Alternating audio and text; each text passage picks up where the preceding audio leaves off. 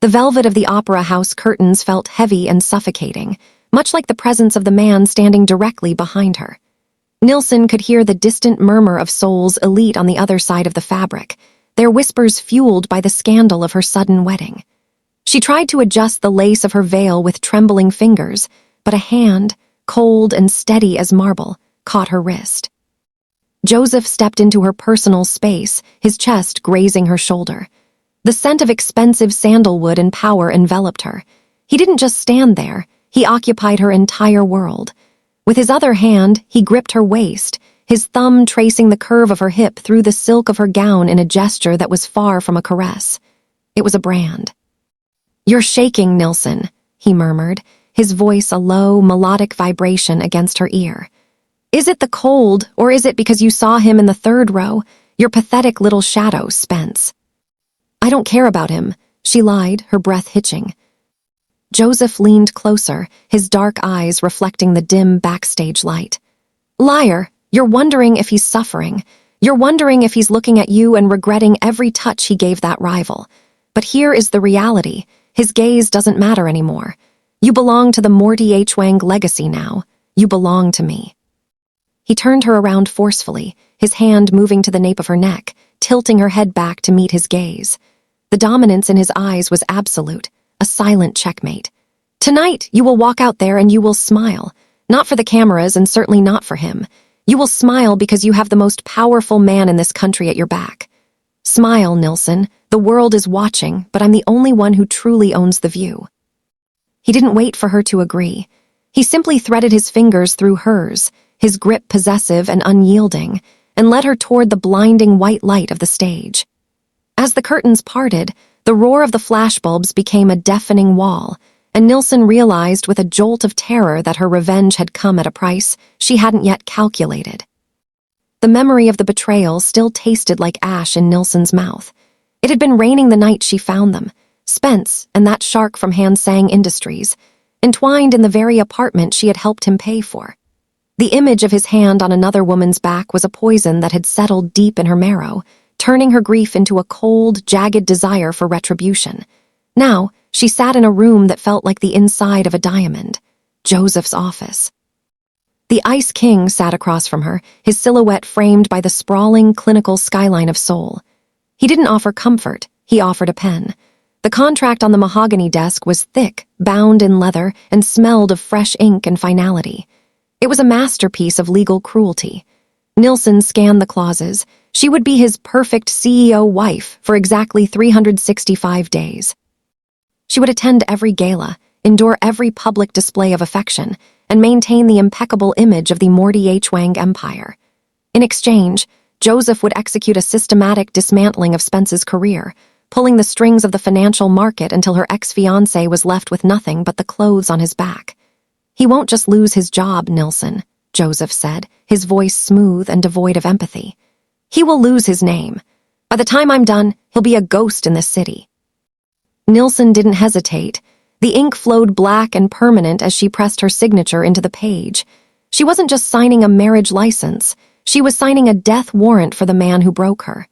As Joseph took the document back, his eyes flickered with a predatory satisfaction. The deal was struck, and the cage was locked. The penthouse was a cathedral of glass and steel, suspended so high above Seoul that the clouds felt like intruders. There were no family photos, no soft edges, and certainly no warmth. Every surface was polished to a surgical sheen, reflecting Nilsson's own hollow expression back at her. As she unpacked her life into the cavernous walk-in closet, she realized this wasn't a home. It was a high-end display case, and she was the newest acquisition. Joseph moved through the space like a ghost in a tailored suit, his silence more oppressive than any argument. They ate dinner in a dining room that sat 12, the only sound the rhythmic click of silver against porcelain. The distance between them was a physical weight, a cold reminder that their union was built on a foundation of spite rather than spirit. The silence shattered when Nilsson's phone vibrated against the marble countertop. The screen lit up with a notification that made her blood run cold. "Spence, ***, Nilsson, please, I made a mistake. Can we talk? I miss you." **, she didn't reach for it, but Joseph was faster. His hand clamped over the device, his eyes scanning the message with a clinical, terrifying focus. The air in the room suddenly felt thin, charged with a sudden, violent static. Joseph didn't look angry, he looked lethal.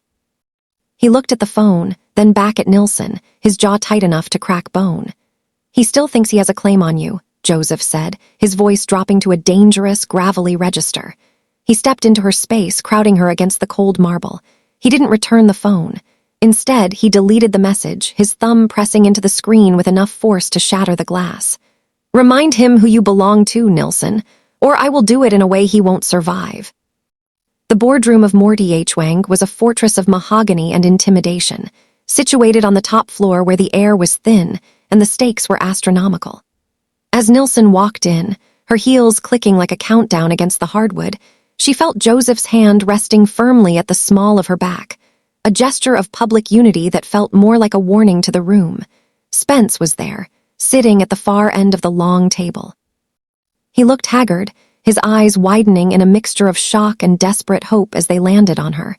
He likely thought she had come to save him. He was wrong. Joseph didn't offer a greeting. He sat at the head of the table, pulling Nilsson into the seat directly to his right, the seat traditionally reserved for the chief operating officer. He gestured to a stack of legal documents already waiting under the soft glow of the recessed lighting. "Project Skyline Expansion," Joseph began, his voice cutting through the heavy silence like a blade. "It was your brainchild, Spence. 5 years of your life poured into these blueprints." Spence nodded eagerly, leaning forward. "Joseph, I can explain the delays, I just need—" "You need nothing," Joseph interrupted, his expression impassive. He slid a fountain pen toward Nilsson. "As of this moment, I am signing over full power of attorney and executive control of Project Skyline to my wife. Every asset, every patent, and every cent of the budget now requires her sole signature." Nilsson felt Spence's gaze wither. It wasn't just a demotion, it was a castration of his legacy. She picked up the pen, her eyes meeting Spence, across the table. For the first time, the ash in her mouth tasted like victory. She signed her new name, Nilsson Morty H. Wang, with a slow, deliberate flourish, while Joseph watched her with a dark, predatory pride that made her skin tingle. Spence was left staring at the woman he had discarded, realizing she now held his entire future in her manicured hands. The ballroom was a sea of silk and hidden faces, the air thick with the scent of lilies and the underlying sharpness of expensive champagne. Beneath the intricate lace of her mask, Nilsson felt the weight of 1,000 eyes, but only one pair mattered. Joseph moved through the crowd like a predator in a tuxedo, his hand never leaving her, his touch a constant, proprietary reminder of the contract they shared. The moment Joseph was pulled aside by a foreign dignitary, the shadows shifted. Spence materialized from behind a marble pillar, his mask discarded, his face a frantic mask of sweat and desperation. He grabbed Nilsson's arm, his grip bruisingly tight. "Nilsson, stop this," he hissed, his voice cracking. "You're making a point, I get it, but Joseph is a monster. He's using you to get to the Sang Holdings. Come away with me before he ruins you too." "The only ruin I see is you, Spence," she replied, her voice icy. She tried to pull away, but his desperation had turned to aggression. Before she could speak again, the air behind her turned cold. A heavy, powerful hand clamped onto Spence's wrist, forcing him to release her with a low groan of pain. Joseph didn't shout. He didn't even look angry. He simply stepped between them, his towering frame casting a long, dark shadow over the man who had once been her world. "You were told to stay away," Joseph said, his voice a lethal whisper that silenced the nearby guests. "Touch her again, and I won't bother with a boardroom. I'll settle this in the dirt." He didn't wait for a response. He spun Nilsson around and marched her toward a private alcove, the heavy velvet drapes muffling the gala's music. The anger radiating off him was electric, blurring the lines of their arrangement. He slammed his hand against the wall beside her head, his face inches from hers. The professional mask had shattered, leaving behind something raw and starved. "You're mine," he growled, his breath hot against her lips. "Not his, not the company, mine." When he kissed her, it wasn't a performance for the cameras. It was a claim, desperate and demanding, and for the first time, Nilsson didn't want to fight back. She wanted to drown in him. The penthouse was quiet, but the air felt heavy with the lingering heat of Joseph's touch. While he was away for a late-night conference call, Nilsen found herself drawn to his private study, a room usually guarded like a sanctuary. On his desk sat a slim, unmarked leather folder. Driven by a cocktail of curiosity and a growing, restless intuition, she opened it. The contents made the blood drain from her face.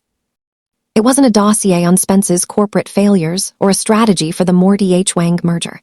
It was a timeline of her own life. There were photographs of her at a cafe 3 months before she ever caught Spence cheating. There were transcripts of her grocery orders, logs of her commute, and detailed notes on her favorite vintage wines. Joseph hadn't just been waiting for an opportunity to strike at a rival. He had been watching her for a year. He had known about Spence's affair before she did. He had watched the betrayal unfold from the shadows, waiting for the exact moment she would be broken enough to accept his rescue. Realization hit her like a physical blow. This marriage wasn't a calculated business move or a lucky alignment of interests. To Joseph, she wasn't a partner or even a trophy. She was a long-term objective. His interest was a cold, meticulous obsession that had started long before they ever spoke. When the door clicked open behind her, she didn't jump. She turned slowly, the folder clutched in her hand. Joseph stood in the doorway, his silhouette cutting through the dim light. He didn't look surprised or guilty. He simply watched her with that same terrifying, predatory calm, his eyes trailing to the folder. The Ice King didn't need to explain. The evidence was in his silence. He hadn't just saved her from Spence, he had hunted her. The stench of desperation followed Spence like a shadow as he sat in the dimly lit corner of a basement internet cafe, far from the polished marble of his former life. Bankruptcy was no longer a threat. It was a noose, and the legal summons for corporate fraud were tightening around his neck.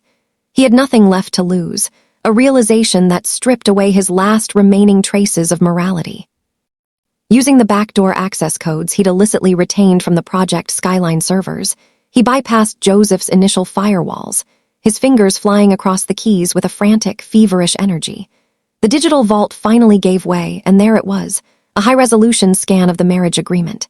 His eyes scanned the clinical terms, the 1-year duration, the list of corporate targets, and the cold, transactional nature of Nilsen's performance. A jagged, hysterical laugh escaped his throat. It was a fake. The Ice King and the woman who had replaced him were nothing more than high-stakes frauds. To the public, Joseph's reputation was built on his unwavering integrity and traditional values. A revelation that he had bought a wife for the sole purpose of corporate sabotage would send the Morty H. Wang stock into a death spiral. Spence didn't care about the money anymore. He wanted the world to burn as he was burning. He selected the files, his cursor hovering over the send button to a major news conglomerate. If he was going to prison, he wouldn't go alone. He would take their gilded happiness and drag it into the mud, exposing the strategic coldness of Nilsen's new heart. With a single click, he unleashed the document that would turn their private victory into a global scandal, a final, dirty strike to reclaim a power he had already lost. The message from Spence arrived like a ghost from a past life, pleading with a newfound humility that felt suspiciously like defeat.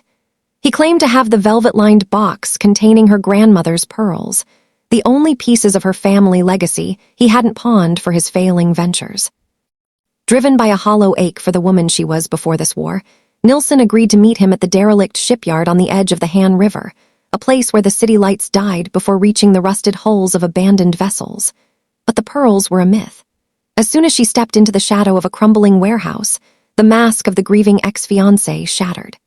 Spence emerged from the darkness, his eyes wild and bloodshot, a heavy wrench gripped in a hand that shook with terrifying instability. He didn't want to talk, he wanted a bargaining chip.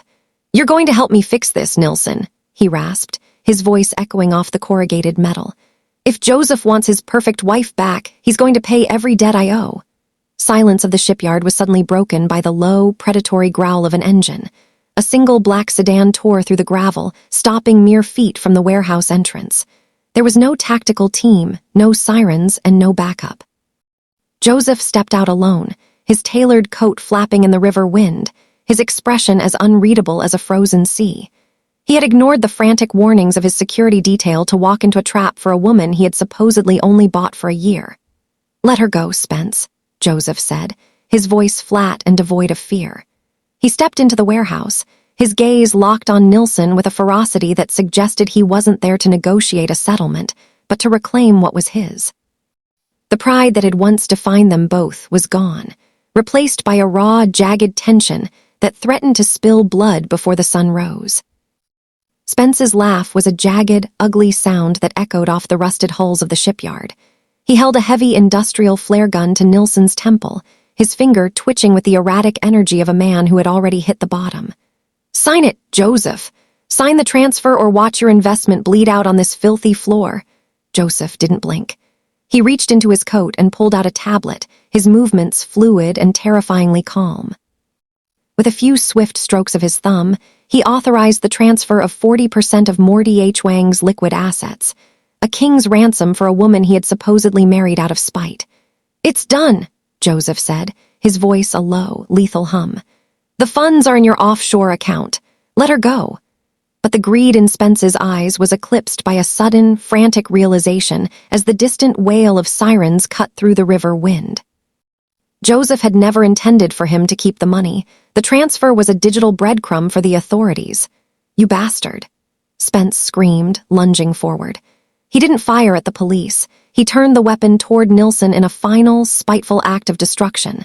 Nilsson braced for the impact, but it never came. Instead, she felt the crushing weight of Joseph's body slamming into her, throwing her behind a steel shipping crate. The deafening crack of the flare gun followed, and a searing heat blossomed across Joseph's shoulder as he took the brunt of the discharge. He didn't scream. He simply pinned Nilsson to the ground, shielding her with his entire frame as the warehouse swarmed with black-clad tactical officers. In the chaos of the arrest, Nilsson looked up to see Joseph's blood staining the white lace of her dress, and for the first time, she saw the Ice King bleed for something far more precious than power. The sterile scent of antiseptic was a cold reminder of how close she had come to losing the only thing that felt real in her world of shadows. Nilsson sat by the hospital bed, her eyes fixed on the steady, rhythmic rise and fall of Joseph's chest. The Ice King looked human now, his pale skin stark against the white linens, his shoulder bound in heavy bandages. On the bedside table sat the leather folder, the contract that had started this war. Nilsson picked up the document, the pages that had once felt like her only salvation. She looked at her own signature, the ink of a woman who had been consumed by spite. Without a word, she gripped the edges of the thick paper and began to pull. The sound of tearing parchment was the loudest thing in the quiet room. She didn't stop until the contract was nothing but a pile of jagged white scraps in the wastebasket. A low, raspy groan pulled her gaze back to the bed. Joseph's eyes fluttered open, dark and clouded with pain, but they cleared the moment they landed on her. He tried to move, his hand reaching out instinctively for hers. "The contract," he whispered, his voice a ghost of its usual command. "Is gone," Nilsson replied, leaning forward to lace her fingers through his. Her voice was steady, anchored by a new kind of certainty. "I don't need a piece of paper to tell me where I belong, Joseph, and I don't need revenge anymore. It's a hollow prize." Joseph's grip tightened, his thumb tracing the back of her hand with a softness she had never known he possessed. The clinical coldness in his expression finally vanished, replaced by a vulnerability that made her breath catch. He pulled her hand to his lips, his gaze promising a future that wasn't built on corporate ruins or past betrayals. "Then let's start something else," he murmured. "Something that belongs only to us."